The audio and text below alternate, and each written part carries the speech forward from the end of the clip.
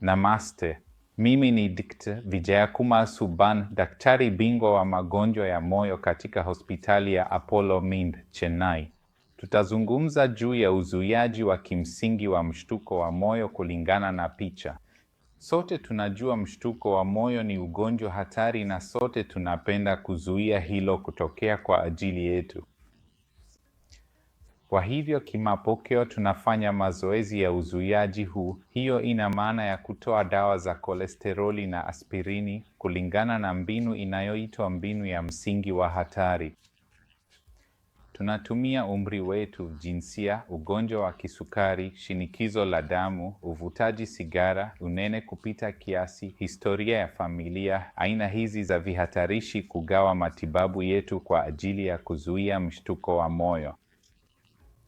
Hata hivyo, tunakutana na wagonjwa wenye vihatarishi vingi. Hawajawahi kupata mshtuko wa moyo katika maisha yao. Kinyume chake, theluthi moja ya wagonjwa ambao hawana vihatarishi kabisa bado huishia kupata mshtuko wa moyo. Na ili kuzuia hili na kuhakikisha hatuwakosi wale walio katika hatari kubwa ya kupata mshtuko wa moyo, kwa sasa wameanzisha mbinu inayoitwa mbinu ya kinga ya msingi inayotegemea picha za uchunguzi. Kwa hiyo, kama tunavyofanya kwenye matibabu ya saratani ambapo tunaona saratani ya matiti mapema kwa mamografia au saratani ya utumbo mpana mapema kwa kolonoskopi, tunaona mashapo ya kolesteroli mapema kwenye mishipa ya damu ya ubongo, moyo, na mishipa ya pembeni kwa picha. Tunatumia picha za ultrasound kuchunguza ubongo na mishipa ya damu ya pembeni na kiti ya moyo kuchunguza mishipa ya damu ya moyo.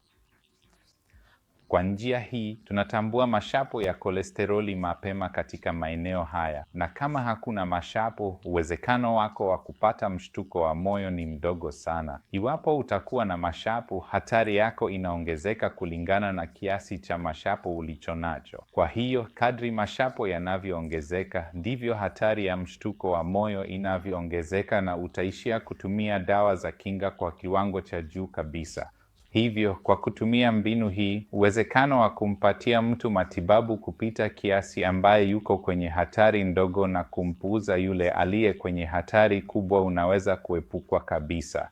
Na hii ndiyo inapaswa kuwa njia sahihi katika tathmini na matibabu ya kinga ya awali dhidi ya mshtuko wa moyo.